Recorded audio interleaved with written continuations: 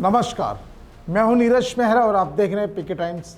पीके times की सीधी बात में आपका स्वागत है। नीट यूजी परीक्षा में कथित पेपर लीक और धांधली के मुद्दे पर कांग्रेस और बीजेपी के बीच सीधा राजनीतिक टकराव चल रहा है। कांग्रेस का आरोप है कि केंद्र सरकार और एनटीए की मिलीभगत से पेपर लीक हुए हैं। इससे लाखों छात्रों का भविष्य अधर में है।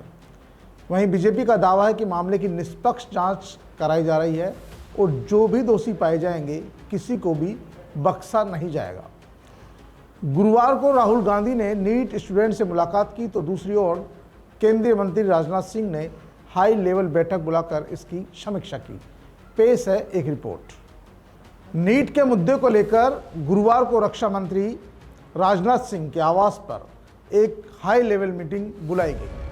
बैठक में शिक्षा मंत्री धर्मेंद्र प्रधान, ज्योतिरादित्य सिंधिया, एनटीए के डीजी अभिषेक सिंह, पीएमओ के वरिष्ठ अधिकारी मौजूद रहे। राजनाथ सिंह ने बैठक में नीट को लेकर अपडेट लिया। इधर परीक्षा रद्द होने के बाद नेशनल टेस्टिंग एजेंसी एनटीए ने फीस रिफंड के लिए बैंक खातों की जानकारी जुटाई। पैसे जमा कराने की अंतिम तारीख 22 जून रात 11:50 तक बढ़ा दी गई है।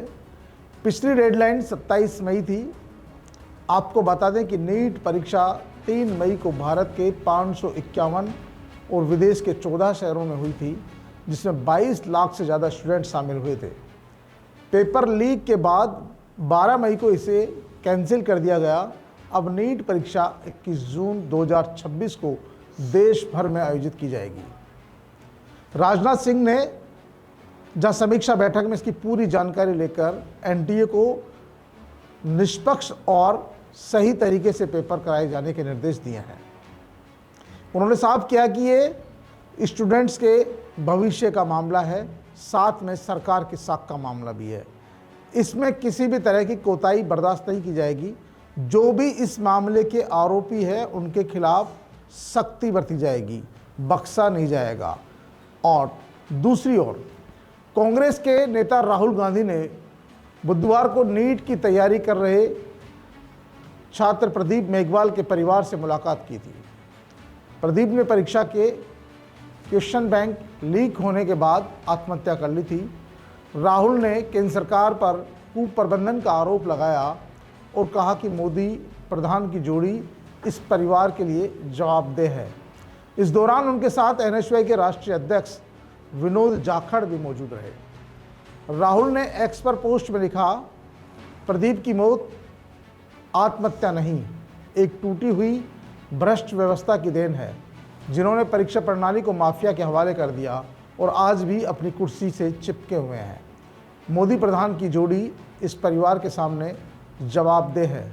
राहुल गांधी ने परिवार से मुलाकात के बाद कहा कि उनका दर्द शब्दों में बयां नहीं किया जा सकता। एक माँ बाप ने अपना बेटा खोया है, उनका कोई कसूर नहीं था।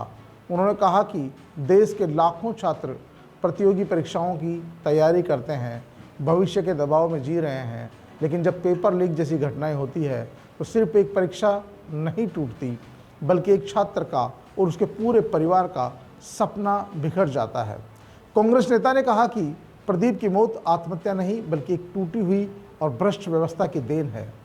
राहुल गांधी ने केंद्र सरकार पर निशाना साधते हुए कहा कि जिन्होंने परीक्षा प्रणाली को माफियाओं के हवाले कर दिया और आज भी अपनी कुर्सियां बचाने में लगे हैं, इस परिवार को उन्हें जवाब देना चाहिए। आपको बता दें कि राहुल गांधी ने नीट के अन्य परीक्षार्थियों से भी बातचीत की, उनसे सवाल जवाब किए, परीक्षा को लेकर भी और भावी परीक्षा को लेकर भी। राहुल गांधी का सवाल था कि आखिरकार ये परीक्षाएं लीक क्यों हो रही है।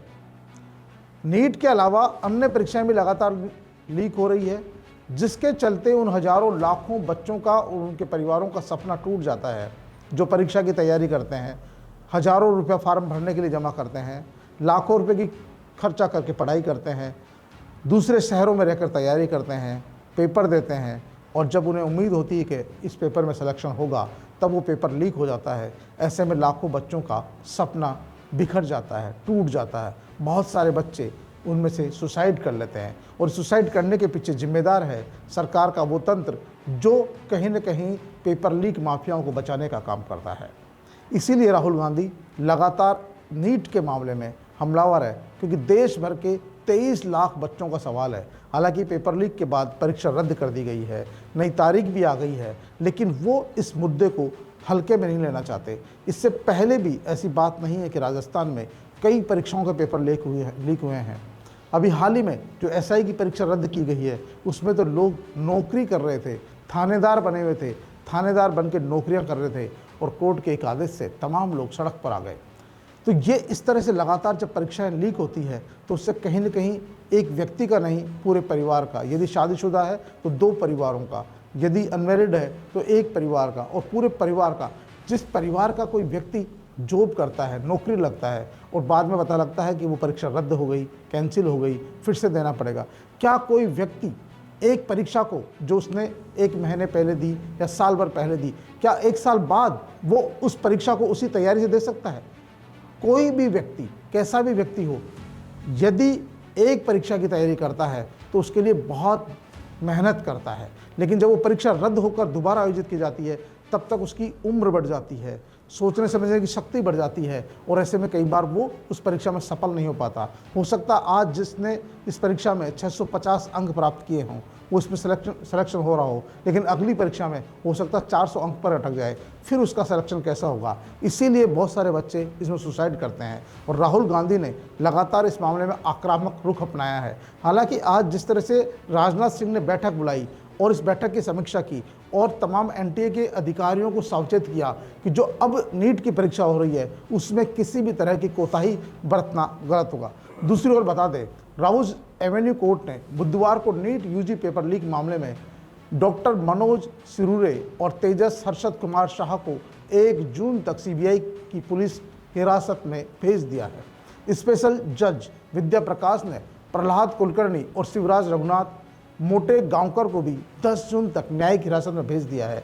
सीबीआई अब तक अलग अलग जगहों पर 49 स्थानों पर तलाशी ली है और कई अहम दस्तावेज और लैपटॉप, मोबाइल फ़ोन जब्त किए हैं। इस मामले में अब तक 13 लोगों को गिरफ्तार किया जा चुका है। यानी कि कहीं न कहीं जो इस मामले में सीबीआई अपना काम कर रही है, सरकार अपनी जगह अब उन तमाम लोगों को खंगाल रही है जो इस परीक्षा को विफल करने में या लीक करने में दोषी है, लेकिन विपक्ष भी अपनी भूमिका निभा रहा है। और राहुल गांधी हो या एनएसयूआई के राष्ट्रीय अध्यक्ष विनोद जाखड़, वो लगातार सरकार पर दबाव बनाने का काम कर रहे हैं और उनका दबाव इतना काम कर रहा है कि सरकार को परीक्षा रद्द करनी पड़ी और खुद पीएम मोदी को भी इसमें हस्तक्षेप करना पड़ा है। राजनाथ सिंह का बैठक लेना अपने आप में बड़ी बात है, क्योंकि धर्मेंद्र प्रधान शिक्षा मंत्री है, उनसे लगातार इस्तीफा मांगा जा रहा है और राजनाथ सिंह पार्टी के वरिष्ठ नेता भी है और देश के रक्षा मंत्री भी है। उन्होंने जब बैठक ली है तो जाहिर सी बात है कहीं न कहीं सरकार भी इस मामले में गंभीर है। लेकिन इस पूरे प्रकरण में राहुल गांधी ने विनोद जाखड़ को इसमें अगवा कर दिया और नीट परीक्षा को लेकर पूरे देश भर में जो आंदोलन चलाया, या आज उसी आंदोलन की बदौलत है कि सरकार को परीक्षा भी रद्द करनी पड़ी और कुछ लोगों को गिरफ्तार भी करना पड़ा।